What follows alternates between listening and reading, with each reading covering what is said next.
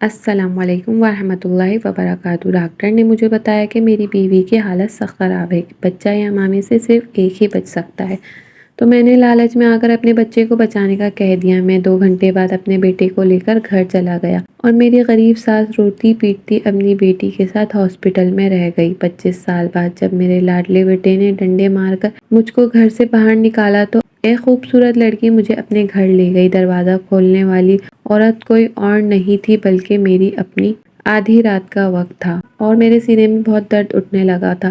کھانسی اور پہلے ہی زوروں پہ تھی، مگر آج کچھ عجیب سا درد تھا جو کم ہونے کا نام ہی نہیں لے رہا تھا۔ میں اپنے چھوٹے سے اسٹور نما کمرے میں ٹہلتا رہا کہ کچھ آرام آ سکے۔ شاید بدہضمی ہو گئی ہوگی، لیکن میں تو سوکھی روٹی ہی کھایا کرتا تھا، وہی میرا نصیب تھا۔ ایک دکھ کی لہر میرے سینے کے آر پار ہونے لگی۔ میرا لاڈلا بیٹا جسے میں نے ہر سکھ دیا، عیش و آرام کی زندگی دی، آج وہی مجھے اپنے گھر کے اس کونے میں پھینک کر بھول چکا تھا، یہاں تک کہ میرا گھر کے دوسرے حصوں میں جانا منع تھا۔ میں جو کہ اپنے بیٹے کی خاطر سب بھول چکا تھا، وہی بیٹا آج اپنی نخریلی بیوی کے کہنے پر مجھے بار بار ذلیل کر دیتا تھا۔ میرا کھانا پینا سب بند کر رکھا تھا، بچا کچا کھانا میرے سامنے پھینک کر چلے جاتے تھے، جبکہ روزانہ کئی قسم کے کھانے بنتے اور بچا ہوا کھانا ملازمین کو دے دیا جاتا، مگر مجھ سے اتنی نفرت کرتا میرا بیٹا کیونکہ میں نے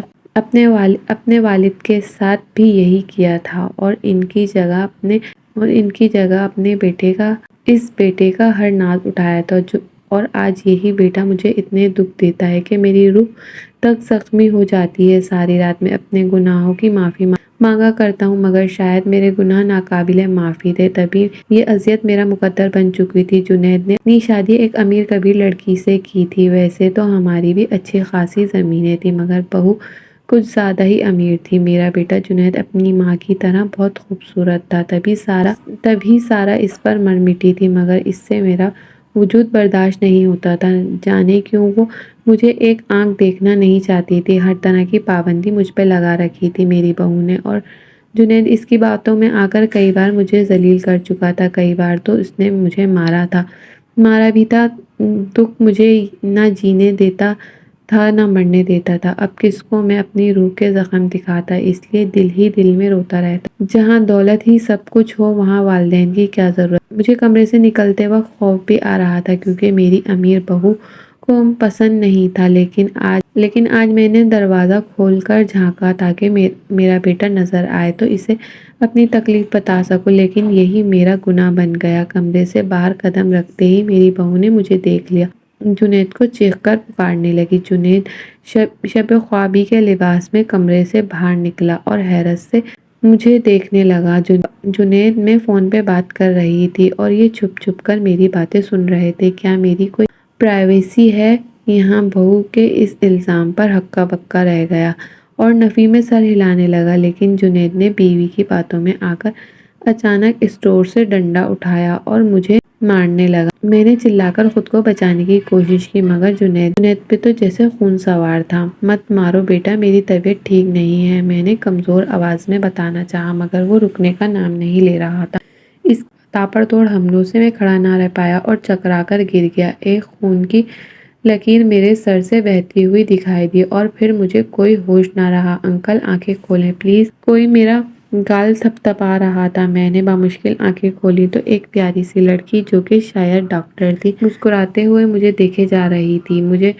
مجھے کچھ سمجھ نہیں آ رہا تھا کہ میں کہاں ہوں، تبھی اس نے بتایا کہ کل رات جب وہ نائٹ ڈیوٹی کے لیے ہاسپٹل جا رہی تھی تو اس نے سڑک پہ زخمی حالت میں پایا اور ہاسپٹل لے آئی۔ اب مجھے سب یاد آ گیا، کس طرح میرے جگر کے ٹکڑے نے میری روح کے ٹکڑے ٹکڑے کر دیے تھے۔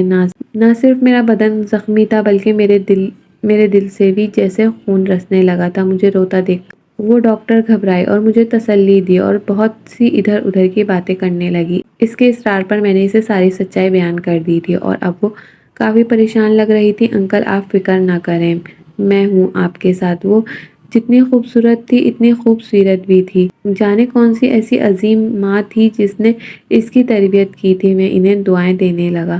2 دن بعد ڈسچارج مل گیا اور جب میں ہاسپٹل سے باہر نکلا سوچ میں ہڑبڑا چکا تھا کہ کہاں جاؤں گا۔ اب جس اولاد نے مجھے کوڑے کی طرح پھینک دیا اور کوئی خبر تک نہ لی، اب وہ مجھے کہاں رکھے گا؟ بلکہ میرے بے ہوش ہوتے ہی اس نے مجھے سڑک پر پھینک دیا۔ یہ خیال آتے ہی میرا دل خون کے آنسو رونے لگا۔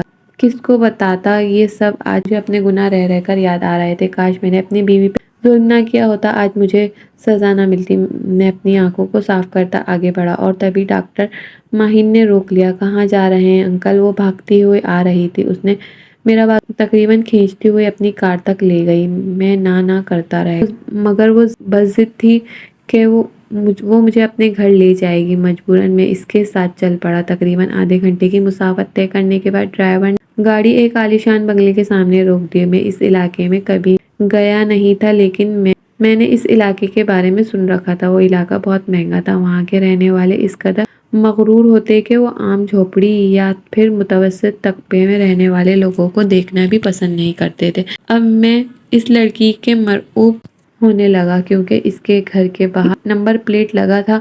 اس کے اوپر ایڈوکیٹ محمد حسین کا نام لکھا تھا، جس سے مجھے اندازہ ہو گیا تھا کہ یہ لڑکی جو کہ کوئی ایڈوکیٹ کی بیٹی بتا رہی ہے یقیناً اسی کا گھر ہوگا۔ گاڑی گیٹ کے اندر داخل ہوئی اور میں اندر سے بنے اس گھر کو دیکھنے لگا۔ باہر گیٹ سے اس قدر اندازہ نہ ہوتا کہ گھر اندر سے اتنا کشادہ بنا ہوگا، لیکن اس کے اندر داخل ہوتے ہی حد نگاہ صرف اور صرف باغ ہی نظر آتا تھا۔ گھر بہت دور بنا ہوا تھا، اس لیے تقریباً ہمیں گھر کے مین دروازے تک پہنچنے میں 10 منٹ لگ گئے۔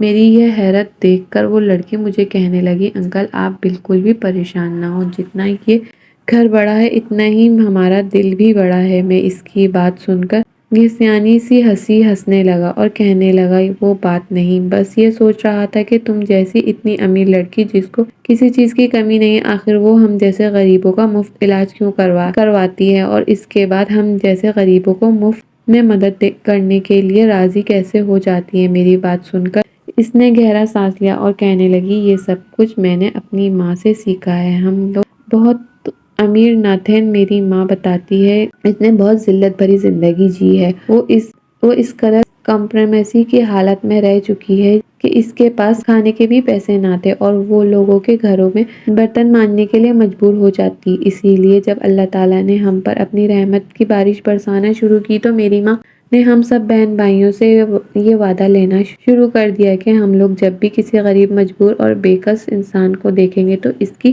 مدد کے لیے آگے بڑھنا ہے، پھر چاہے دنیا اس کا تماشا ہی کیوں نہ دیکھتی رہے۔ بس یہی وجہ ہے کہ اپنی ماں کی باتیں اس قدر میں نے اپنے دل و دماغ میں بٹھا چکی ہوں کہ اب وہ میرے لیے ایک احسان بن چکی ہیں۔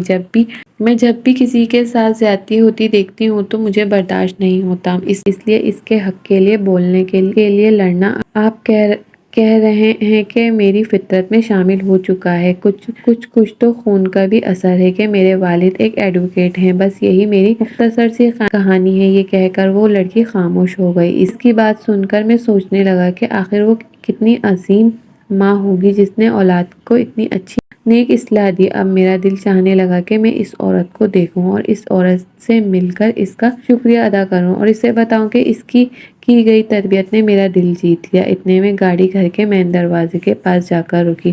ڈرائیور پھر پہلے کی طرح جلدی سے اترا اور اس لڑکی کی طرف کا دروازہ کھولنے لگا۔ میں بھی اپنی طرف کا دروازہ کھول کر گاڑی سے باہر آ چکا تھا۔ وہ لڑکی اپنی طرف سے ہوتے ہوئے میرے پاس آئی اور کہنے لگی، انکل آپ سے میں ایک بات کہنا چاہتی ہوں۔ اب آپ کو اللہ کی ذات پر مکمل طور پر بھروسہ کرنا ہے۔ میں اس لڑکی کی بات سن کر مسکرا اٹھا اور کہنے لگا، تم بے فکر ہو، بالکل ایسا ہی ہوگا جیسا کہ تم نے سوچا ہے۔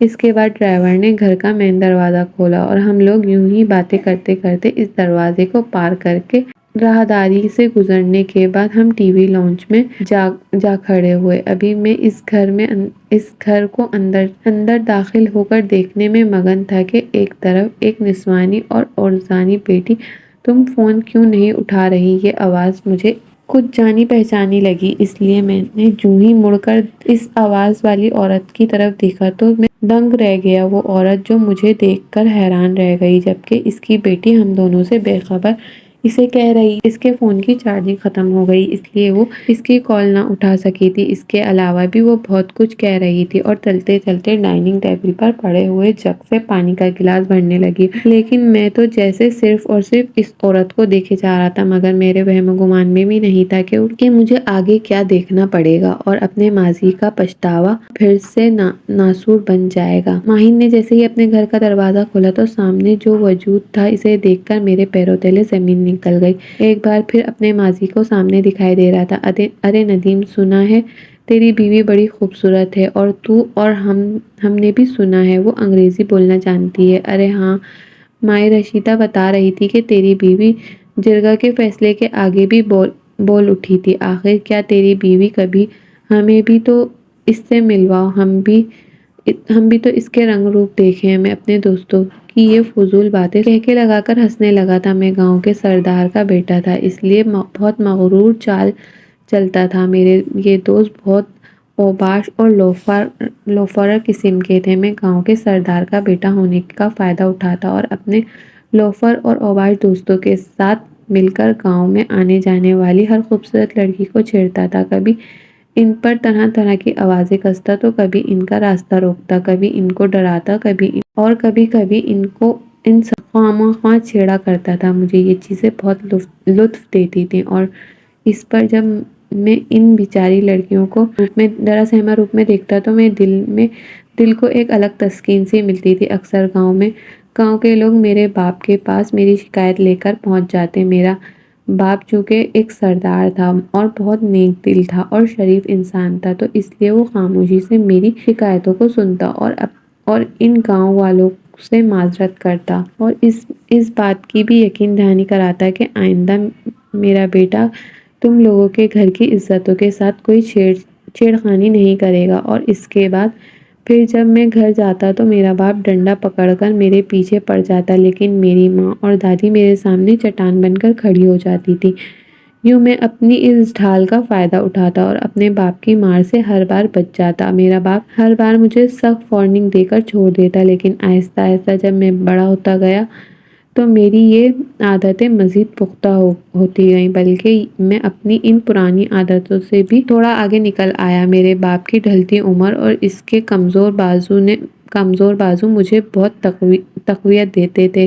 یہی وجہ تھی کہ جب میرا باپ مجھے کچھ سمجھانے بیٹھتا تو میں اس کی بات درمیان میں ہی کاٹ دیتا اور بہت بدتمیزی سے اسے کہتا کہ اب تو بوڑھا ہو چکا ہے، تجھے کوئی حق نہیں پہنچتا کہ تو میرے معاملات میں اور میری زندگی میں اس طرح کی فضول دخل اندازی کرے اور میری زندگی کو خراب کر دے۔ خود تو اپنی زندگی خراب کر چکا ہے، اور تو بہتر ہے کہ اب تو اپنے ہاتھ میں تسبیح پکڑ اور اللہ اللہ کر۔ میری یہ بات سن کر میرا باپ بے بسی سے مجھے دیکھتا، جبکہ میری ماں ہاں میں ہاں ملاتے ہوئے کہتی، دیکھو جی، میرا بیٹا بالکل ٹھیک کہتا ہے، تمہیں اب اس عمر میں واقعی اللہ اللہ کرنے کی ضرورت ہے۔ یہ میرا باپ مجھے میری ان باتوں پر صرف اتنا کہتا کہ تو جس راہ پر چل پڑا ہے بہت جلد تجھے احساس ہو جائے گا کہ یہ کوئی سیدھا راستہ نہ تھا، بلکہ تو نے اپنے پاؤں پر اپنی مرضی سے کلہاڑی دے ماری۔ آنے والی تیری نسل جب تجھے مجھ سے بھی بدتر حال میں رکھے گی تو تجھے احساس ہوگا کہ تیرا باپ کس قدر بے بسی کی زندگی گزار گیا ہے۔ میں ہر وقت تیرے لیے دعا کرتا ہوں کہ اللہ تجھے ہدایت دے، لیکن آج میں تجھے کہنا چاہوں گا کہ اللہ تجھے تیرے کیے کی سزا دے، تاکہ تجھے معلوم پڑ سکے کہ لوگوں کو یوں فضول میں چھیڑنا اور ان کی ہائے اور بددعائیں لینا کس قدر کٹھن کام ہوتا ہے۔ میں اپنے باپ کی یہ بات سن کر سر جھٹکتا اور کہتا، وہ وقت بھی جب آئے گا تو دیکھ لیں گے۔ وقت آہستہ آہستہ گزرنے لگا۔ ایک دن یہ خبر پورے گاؤں میں پھیل گئی کہ ہماری زمینوں پر کام کرنے والا راشد، جس نے اپنی بیٹی اپنے بھائی کے پاس شہر پڑھنے لکھنے کے لیے بھیجی تھی، وہ واپس آ چکی ہے۔ اس لڑکی کے چرچے ہر زبان پر عام تھے۔ خواتین اس کی خوبصورتی کے گن گاتی نظر آتی تھیں، جبکہ گاؤں کی لڑکیاں اس کی تعلیم اور رکھ رکھاؤ سے متاثر تھیں۔ میرے اور میرے اوباش دوستوں نے جب یہ خبر پہنچی تو ہمیں بھی تجسس ہوا کہ ہم اس چڑیا کو دیکھیں کہ دیکھنے میں وہ کیسی ہے، اور آخرکار ایک لمبے انتظار کے بعد ہمیں وہ موقع مل گیا جب وہ لڑکی راشد کے پاس ایک دن کھیتوں میں اسے کھانا دینے آئی تھی۔ इस लड़की को देखते ही इस पर दिल दे बैठा था और ये पक्का तहैया कर लिया था कि अगर शादी करूंगा तो इसी लड़की से। मैंने इस लड़की को पटाने के लिए बाश हरकतें भी शुरू की थी, जो अक्सर गांव की दूसरी लड़कियों के साथ करता था। एक दो बार तो इस लड़की ने मुझे नज़रअंदाज किया, लेकिन जब मैं बाज ना आया तो इसने मेरे दोस्तों के सामने मुझे थप्पड़ दे मारा। इसका थप्पड़ मारना था कि मुझे मेरी इंतहा की तौहीन महसूस हुई। दूसरी तरफ मेरे दोस्तों ने भी मेरे गुस्से को खूब हवा दी और कहने लगे कि हाय नदीम, तेरी तो इज्जत का फालूदा कर गई वो। अब आखिर तो गांव में सर उठाकर कैसे चलेगा? तेरे वक़ार को तेरी इज्जत को जूती दिखाकर गई है। मैं अपने दोस्तों के अपने मुंह से अपने लिए ऐसी बातें सुनकर एकदम गुस्से से भर गया और कहने लगा, अब मैं इस लड़की को ना छोड़ूंगा, इसका वो हाल करूंगा कि सारी जिंदगी याद रखेगी। इसके बाद मैं फौरन घर गया और अपनी माँ को साफ साफ अल्फाज में कह दिया, शादी करूंगा तो राशिद की बेटी से ही करूंगा, नहीं तो मैं जहर खाकर मर जाऊंगा। मेरी माँ अचानक मेरी इस धमकी से डर गई और कहने लगी, अरे नाना, मेरे लाल मरे तेरे दुश्मन, तू कुछ ना कर, बस तू इस लड़की के घर का पता दे दे मुझे, मैं वहां जाते ही तेरा रिश्ता पक्का करके ही उठूंगी। अपनी माँ की ये बातें सुनकर मैं खुश हो गया, जबकि मेरे बाप ने कहा था कि वो एक पढ़ी लिखी एक सुघड़ बच्ची है, इसकी ज़िंदगी ख़राब मत करो करो। लेकिन मैंने अपने बाप की कोई बात ना मानी और अपनी माँ को अगले ही दिन मिठाई का टोकरा देकर इनके घर भेज दिया। पहले पहल तो वो लोग मेरी माँ को अपने घर में देखकर हैरान हुए, लेकिन जब मेरी माँ ने सीधे अल्फाज में असल मुद्दा बयान किया तो इस लड़की ने बिना किसी तरद्दुद के मेरी माँ को साफ इनकार कर दिया और मिठाई का टोकरा भी वापस भेज दिया। इसका कहना था कि वो मर जाना पसंद करेगी, लेकिन एक औबाश लड़के से हरगिज शादी नहीं करेगी। ये सुनकर तो जैसे मेरे तन बदन में आग लग गई थी। अब मुझे इस पर वाकई गुस्सा आने लगा था। मैं चाहता था कि मैं किसी तरह इसे ज़ेर कर दूं। मैंने इस पर नज़र रखना शुरू किया और मुझे पता चला कि वो अपने बाप से बहुत मोहब्बत करती है। लिहाजा मैंने एक दिन इसके बाप को गायब करवा दिया और पूरे गांव में ये खबर जंगल में आग की तरह फैल गई। वो लड़की रोते हुए मेरे बाप के पास आई। मेरे बाप ने इसे तसल्ली दी और घर जाने का कहा। वो लड़की रोते हुए घर चली गई। इसके बाद मेरे बाप ने मुझसे पूछकर शुरू की, जिस पर मैंने साफ मुकर गया और कहने लगा, अगर इसे शादी करनी है तो ये बात करे, मैं इसका बाप ढूंढ कर ला दूंगा। मेरा बाप बेबसी से कहने लगा, नालायक, तुझे शर्म नहीं आती कि तू ये किस तरह की फजूल बातें कर रहा है? लेकिन मैंने अपनी जिद पर अड़ा रहा। आखिरकार मेरे बाप ने भी यही शर्त इस तक पहुंचा दी और फिर वो लड़की खुद चलती हुई आई और सामने से मेरे रिश्ते को कबूल कर गई। मैंने ये शर्त रखी थी कि जब तक हमारा निकाह नहीं होगा तेरा बाप तुझे नहीं मिलेगा। इसने मेरी ये शर्त कबूल की और अगले ही दिन हमारा निकाह हो गया। इसके बाद मैंने इसके बाप को छोड़ दिया था। जब ये खबर इसके बाप तक पहुंची तो वो सर पीट कर रह गया, लेकिन अब इसके पास दूसरा कोई चारा ना था। मेरी शादी हुई, अब वो मेरी दस्तरस में थी।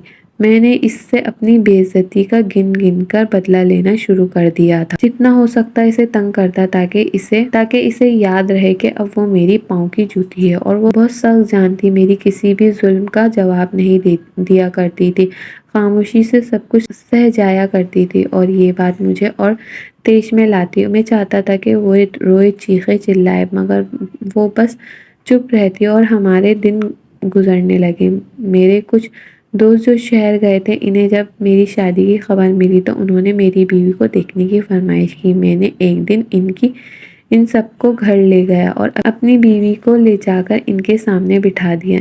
इसको देखकर वो उल्टे सीधे बातें करने लगे। इस पर मेरी बीवी बार बार पहलू बदलने लगी, लेकिन मैं इस हालत से लुत्फ अंदोज हो रहा था। इसके बाद मैंने इस लड़की पर हर तरह के तशद्दुद किए।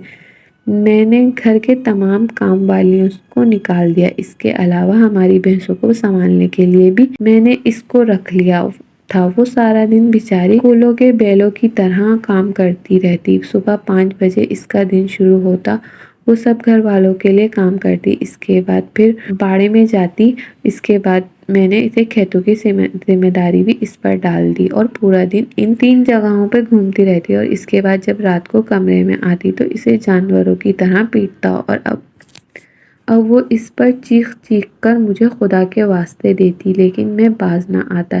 انہی دنوں مجھے پتہ چلا کہ میری بیوی حاملہ ہے۔ شاید اسی لیے اب وہ مجھ پر رحم کی بھیک مانگتی تھی، لیکن میں اس پر رحم نہیں کرتا تھا اور میں چاہتا تھا کہ میرا بیٹا ہو، کہ نہ اس کی خوراک اچھی تھی، نہ اس کا خیال اچھا رکھا جا رہا تھا۔ انہی دنوں مجھے معلوم پڑا کہ جڑواں بچوں کو جنم دینے والی ہے۔ میری ماں نے میرے دماغ میں یہ بات بٹھا رکھی تھی کہ تم تو بیٹے کے ہی باپ بنو گے۔ اس پر میں کہتا کہ ہاں مجھے بیٹا ہی ہوگا۔ میں نے پورے گاؤں میں یہ بات پھیلا دی تھی کہ آخر وہ دن بھی آ پہنچا جب میری بیوی کو درد زیادہ شروع ہو گئے۔ اسے لے کر قریبی اسپتال چلے گئے اور وہاں ڈاکٹر نے بتایا کہ آپ کی بیوی کی حالت بہت خراب ہے، ہم بچے یا ماں میں سے ایک کو بچا سکتے ہیں۔ وہ ڈاکٹر کی یہ بات سن کر میں نے جلدی سے کہا کہ میرے بچے سلامت چاہیے۔ ڈاکٹر مجھے عجیب نظروں سے دیکھ کر واپس آپریشن تھیٹر میں جا چکی تھی۔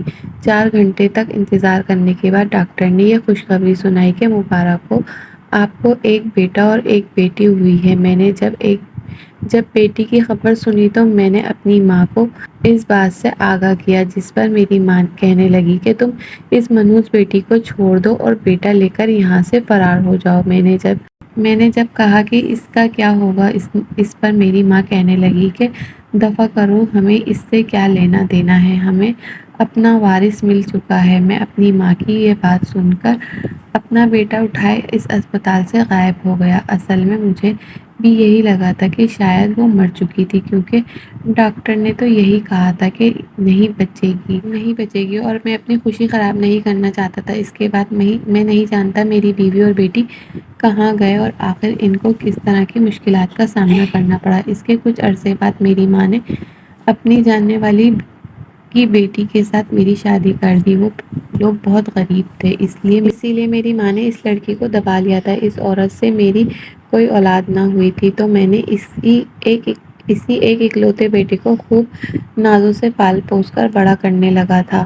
اس کا ہر خرچہ میں اٹھاتا تھا اور اس کی اچھی بری بات پر اس کا ساتھ دیا کرتا تھا، لیکن میرے وہم و گمان میں بھی نہیں تھا کہ ایک دن یہی بیٹا مجھے نوکر سمجھے گا اور نوکروں کے ساتھ پھینک دے گا کہ کاش میں اسی وقت سمجھ جاتا کہ جیسی کرنی ویسی بھرنی۔ آخرکار میرے باپ کی باتیں سچ ہونے لگی تھی اور میرا بیٹا میرے منہ کو آنے لگا تھا۔ اور آج اس نے مجھے جب گھر سے باہر نکالا تو اس خوبصورت لڑکی نے مجھے پناہ دی تھی، اور جب میں اس کے گھر پہنچا تو میں نے اس لڑکی کی ماں کو دیکھا تو میں حیران رہ گیا، کیونکہ وہ عورت کوئی اور نہیں میری پہلی بیوی تھی۔ میری آنکھوں کے سامنے اندھیرا چھا گیا تھا اور پھر مجھے کچھ ہوش نہ رہا۔ میں کچھ دیر بعد جب ہوش میں آیا تو میں نے اپنے ارد گرد دیکھا۔ وہ لڑکی میرے پاس بیٹھی مجھے دیکھ رہی تھی اور میرے ہوش میں آتے ہی مجھ سے پوچھنے لگی کہ انکل اب آپ ٹھیک ہیں؟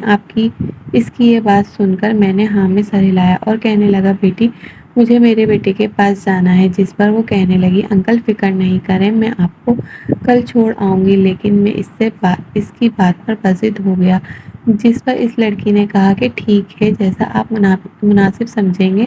اس کی بات سن کر اٹھا اور کمرے سے باہر نکلا اور گھر سے باہر جانے لگا، جب اچانک مجھے پیچھے سے میری پہلی بیوی نے پکارا ندیم میں نے سنا کہ تمہارا بیٹا تمہارے ساتھ اچھا سلوک نہیں کرتا، اسی بیٹے کے لیے تم نے مجھے اور میری بیٹی کو بے یار و مددگار چھوڑا تھا نا، اور کبھی بھی ہمارے بارے میں نہ جاننے کی کوشش تک نہ کی کہ ہم کہاں گئے ہیں، زندہ بھی ہیں یا مر گئے ہیں۔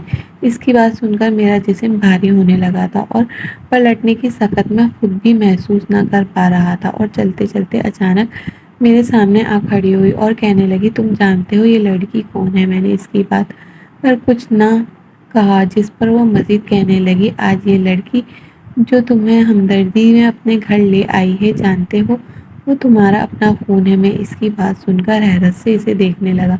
میری حیرت دیکھ کر وہ ہنسنے لگی اور مجھ سے کہنے لگی صحیح سنا ہے تم نے، یہ تمہاری وہ بیٹی ہے جسے تم نے اسپتال میں مرنے کے لیے چھوڑ دیا تھا۔ ہم سچ میں مر جاتے، لیکن اگر اس وقت حسن علی ہماری مدد نہ کرتا تو شاید ہم دونوں کبھی بھی تم سے نہ مل پاتے۔ شاید مقافات عمل کو کہتے ہیں۔ دیکھو آج خود کو تم کہاں اور ہم کہاں اور میں کہاں۔ اگر تم نے تھوڑی سی محبت دکھائی ہوتی تو یقین مانو آج تم بھی بہت خوشحال زندگی گزار رہے ہوتے۔ یہ صرف اور صرف تربیت کا فرق ہے۔ میری بیٹی میرے پاس رہی، اس نے اتنی اچھی تربیت پائی، جبکہ تمہارا بیٹا تمہارے پاس رہا اور وہ بالکل تمہارے جیسا جانور بن گیا۔ افسوس ہوتا ہے مجھے تم پر۔